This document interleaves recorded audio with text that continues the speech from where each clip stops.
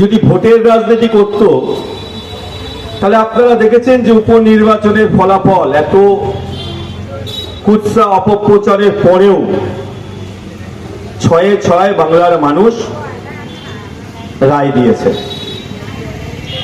তাহলে এই নির্বাচনে জেতার পরে আজকে আমাদের এই সভা করতে আসতে হতো না, কারণ আমাদের নেত্রী মমতা বন্দ্যোপাধ্যায় সবচেয়ে বেশি যাদের সম্মান দেওয়ার কথা বলেন আমাদেরকে, তারা হচ্ছেন আমার মায়েরা, নারী শিশুদের সম্মানের কথা বলেন।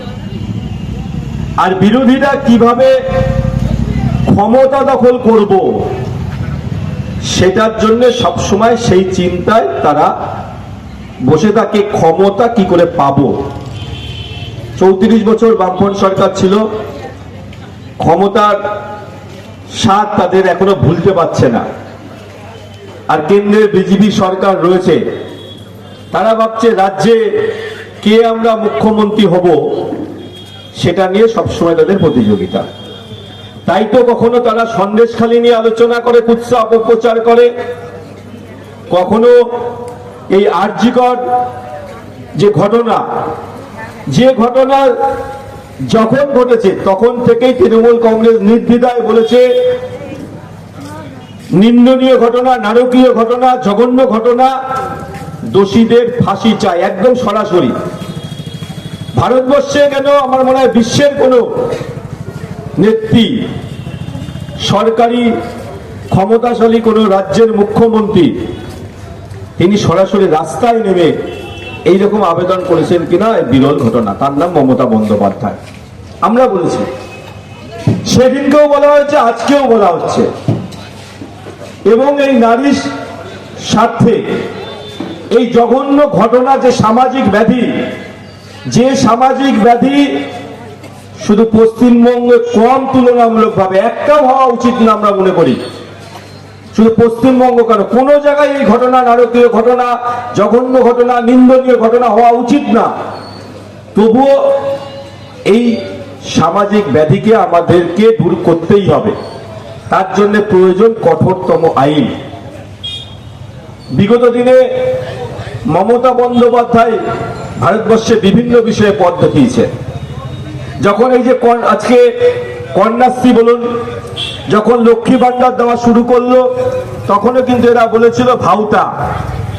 আজকে সেই লক্ষ্মী ভান্ডার, যারা বলেছিল ভিক্ষার কথা, সেই লক্ষ্মী ভান্ডারকে এখন বিভিন্ন রাজ্যে মডেল হিসাবে তাদের ক্ষমতায় থাকার জন্য ব্যবহার করতে হচ্ছে। ঠিক সেরকমই এই বিল, আমাদের যে ক্ষমতা, আমরা তো আইনে পরিণত করতে পারি না।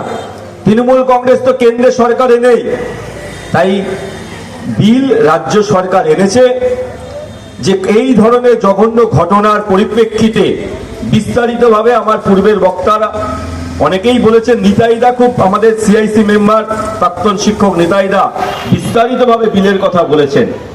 সেই বিলটাকে আইনে পরিণত করার দায়িত্ব এখন কেন্দ্রের বিজেপি সরকার। যারা সবচেয়ে বেশি কুৎসা করেছিল তারা এখন চুপ। তারা দেখলো সন্দেশখালি এখন আর বলে না, আরজিকর নিয়ে এখন তারা বলছে না। এখন পার্শ্ববর্তী দেশ, প্রতিবেশী আমাদের দেশের ঘটনাকে কেন্দ্র করে এখন মানুষের মধ্যে বিভাজনের রাজনীতি আবার শুরু করেছে। ক্লান্ত হলে চলবে না ভাই, ক্লান্ত হলে চলবে না। মানের ভয়ে সঠিক কথা কেউ তোমাকে বলবে না। এতদিন আমরা শুনে এসছেন, আপনারা যত রাজনৈতিক দল, যেগুলো বিরোধী দল ছিল, তারা কিন্তু সঠিক খবর কিন্তু আপনাদের কাছে কেউ বলেনি। মিথ্যের খবরের বহর বাড়িয়ে বাড়িয়ে সাধারণ মানুষের মাথাটা নষ্ট করেছে। বাতাস জুড়ে অনেক খবর, সত্যি খবর জানবে না। সঠিক খবর জানার পরে কেউ তোমাকে মানবে না। আসবে গালি, কটু কথা, মাগবে না ভাই, মাগবে না। সত্য কথা বলবে তুমি, কেউ তোমাতে থাকবে না। যদি সত্যি কথা বলেন, আপনার পাশে কেউ থাকবে না। মমতা বন্দ্যোপাধ্যায় তখন একাই লড়েছেন। রাস্তায় আমরাও কিন্তু অনেক কুৎসা, অনেক গালিগালাজ আমাদের নেতৃবর্গকে শুনতে হয়েছে, সোশ্যাল মিডিয়াতে শুনতে হয়েছে। দাবি যখন হাজার খানেক কাঁপছে মাটি থর থর, হাজার কণ্ঠে স্লোগান ওঠে, নেত্রী তুমি নেমে পড়ো। ওদের একটাই দাবি ছিল, নেত্রী নেমে পড়লে পারে আমরা সবাই শান্ত হয়ে যাবো, ব্যাস। নির্যাতিতার দাবি টাবি ওইসব হচ্ছে কি শাস্তি টাস্তি, আমাদের আর কোনো কিছু চাই না। চাইছো না তো অভয়ার বিচার, করছো শুধু জল ঘোলা, মানুষ তবে বুঝে ফেলেছে তোমাদের কি ছলা কলা। নেত্রী মোদের পথেই আছে, যায়নি তবে অন্য কথা, আজও কেন স্বাক্ষরিত হলো না তবে অপরাজিতা। সুতরাং মাননীয় প্রধানমন্ত্রী এবং আমাদের রাষ্ট্রপতির কাছে সেটাই প্রশ্ন যে অপরাজিতা যে বিলটা প্রস্তাবনা এসেছিল, সেই প্রস্তাবনা এখনো বিল আকারে কেন স্বাক্ষরিত হলো না, সেটা তাদের কাছে প্রশ্ন সাধারণ মানুষের পক্ষ থেকে। নমস্কার, জয় হিন্দ, বন্দে মাতরম, তৃণমূল কংগ্রেস জিন্দাবাদ, মমতা বন্দ্যোপাধ্যায় জিন্দাবাদ। সত্য সত্য প্রকাশ পায়। যারা জল গোলার জন্য মাঠে নামে তারা শুধু জল গোলাই করে, গোলা জলে মাছ ধরা যায় না, মাছ দেখা যায় না। তাই আমাদের বিরোধী রাজনৈতিক দলগুলো, সিপিএম 34 বছর রাজত্ব করেছে,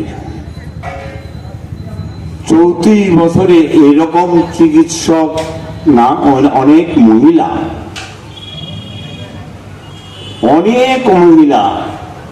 34 বছর বেইজ্জতি হয়ে পৃথিবী ছেড়ে চলে যেতে হচ্ছে সিপিএম এর অত্যাচার। সেই সিপিএম এর অত্যাচারে সেই সিপিএম পশ্চিমবঙ্গে এখন বিধানসভায় ছিল, অর্থাৎ একটা এমএলএ নাই। মানুষ ঘষে দিয়েছে মুখে যে এদের এই দলের কাউকে ভোট দেওয়া নেই। এখন দেখলেন আমাদের তো অবস্থা খারাপ, দেখি একটু নেচে কুদে যদি তো অবস্থা করতে পারি, তখন এই মোমবাতি নিয়ে আন্দোলন আরম্ভ করলেন বিজেপি, সিপিএম, তৃণমূল আর কংগ্রেস, সব একসঙ্গে তৃণমূলের বিরুদ্ধে আন্দোলন করতেই পারে, কিন্তু সৎ পথে থেকে মানুষ যা চায় সেটার দিকে আন্দোলন করে সেই মানুষের জন্য কিছু করা, সেই ভাবনা একমাত্র মমতা বন্দ্যোপাধ্যায় করেন। মমতা বন্দ্যোপাধ্যায় ছাড়া ভারতবর্ষের কোন রাজনীতিবিদ, আমি এই প্রেক্ষাপটে দাঁড়িয়ে বলছি, মমতা বন্দ্যোপাধ্যায়ের বিকল্প একজনও নেই। বিজেপি নেই, কংগ্রেস নেই, কোথাও নেই। মমতা ব্যানার্জি একটাই মমতা ব্যানার্জি ভারতবর্ষে, যিনি সত্যকে লুকায় না, সত্যের জন্য তিনি জীবন দান করতে পারেন, এরকম একটা নেত্রী বাংলার মুখ্যমন্ত্রী মমতা বন্দ্যোপাধ্যায়। তাই আজকের এই সমাবেশ কেন? আজকের এই সমাবেশ এইটাই, যারা এই আর্জিকর কাণ্ডে, অভয়া কাণ্ডে, যারা এই নবদ্বীপে, এই রাজাবাজারে, মানে প্রত্যেক দিনেই কোনো না কোনো একটা দল এখানে মোমবাতি নিয়ে বসে পড়তেন, রাত দখল। আমরা অনেক সময় দেখেছি শুধু খালি ব্যানার আছে না, ফেস্টুনটা পাল্টায় নাম, আর প্রত্যেক দিনেই এই কয়েকজন লোক আছেন নবদ্বীপে। সেটা রাজাবাজারের মোড়ে আমি দেখেছি।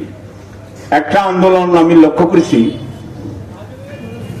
তারা সুন্দরীর প্রাক্তনীরা আন্দোলনে নেমেছেন। আমি রাজাবাজারের মোড়েই ছিলাম তারা সুন্দরের প্রাক্তনীদের একটু চেনার জন্য। তারা সুন্দরের প্রাক্তনীর মধ্যে যদি 25 জন এসে থাকে, 20 জন ছেলে। তারা সুন্দরীতে যে ছেলে পড়ে এটা আমি জানতাম না, সেই দিনটা জানলাম যে তারা সুন্দরীতে ছেলে পড়ে। এই লোকদের আন্দোলন শুধু মিথ্যা মিথ্যা মিথ্যা করে মমতা বন্দ্যোপাধ্যায়কে মানে যতটা লাঞ্ছনা বঞ্চনা করা যায় ওদের সুবিধার জন্য নবান্ন অভিযান করেছি। আরে একটা মানুষ অত্যাচারিত হয়ে মারা গেছে, তার বিচার চাবো। নবান্ন অভিযান, মমতা নামও সব আশা আমাদের পূর্ণ হবে। কাজেই সেই দিনগুলিকে মানুষের কাছে আমরা তুলে ধরতে চাচ্ছি।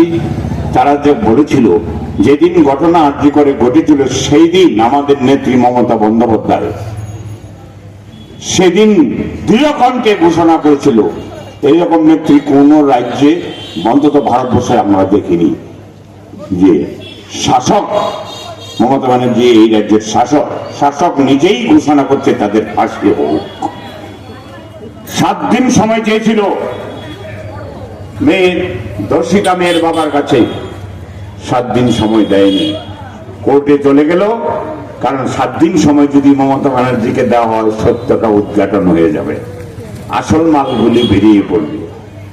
যেই মালগুলি, ওই যে মালই বলবো এদের, অসভ্য ডাক্তারগুলো, যেই ডাক্তাররা, জুনিয়র ডাক্তাররা মানে স্টেজ বানিয়ে রাত্রিবেলা বল ড্যান্স দিত আর মদের বোতল নিয়ে নাচতো, তাদেরকে দেখা গেছে কোনো এক নার্সকে সেই ডাক্তারই বকফক করেছে, তারা সেই স্টেজে ছিল। এই তাহলে কি বলবো, ভাষার নেই। মানুষকে ভুল বোঝানো, মানুষকে বিপদগামী করা, উন্নয়নকে ব্যাহত করা, এটাই তাদের লক্ষ্য। কিন্তু মানুষ, আমি সালাম জানাই, প্রণাম জানাই বাংলার প্রতিটা মানুষকে, নবদ্বীপের প্রতিটা মানুষকে। কারণ এত লাঞ্ছনা গঞ্জনা মমতাকে করেও 6টা উদ্ধার করতে পারলো না। ভারতবর্ষের 6 মারার সেরা সচিন তেন্ডুলকার, মমতা ব্যানার্জি সচিন তেন্ডুলকার ছাড়িয়ে গেছে, 6টায় 6। আর কথা বলবি না, কথা বলার জায়গা নেই। কিন্তু এখন কেন আমরা মাঠে, এখন তো ভোট নেই, কেন আমরা মাঠে এসেছি? এখন মাঠে এসেছি একটাই, আপনাদের কাছে আপনারা বিপদগামী হবেন না। যখন তখন যেটা মিথ্যা কথা বলে প্ররোচিত করে আপনাদের রাস্তায় নামিয়ে দেয়, সত্যিকারের উন্নয়নটাকে ব্যাহত করে, সত্যিকারের যে শাসক তার বিরুদ্ধে মানুষ যাতে অশান্তিতে ভোগে সেই চেষ্টা করে তারা। কাজেই সেইটার জন্য আমাদের নেত্রী মমতা বন্দ্যোপাধ্যায় এই বিল, অপরাজিত বিল কেন পাস হচ্ছে না, এখন কেন রাস্তা দখল হচ্ছে না,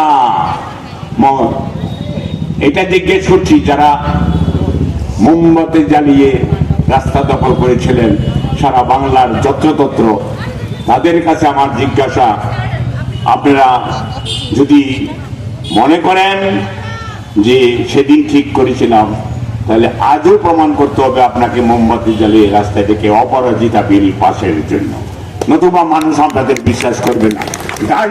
কংগ্রেস জিন্দাবাদ, মা মাটি মানুষ জিন্দাবাদ, মমতা বন্দ্যোপাধ্যায় জিন্দাবাদ, অভিষেক বন্দ্যোপাধ্যায় জিন্দাবাদ, আমাদের প্রিয় নেতা নন্দ সাহা জিন্দাবাদ, জিন্দাবাদ।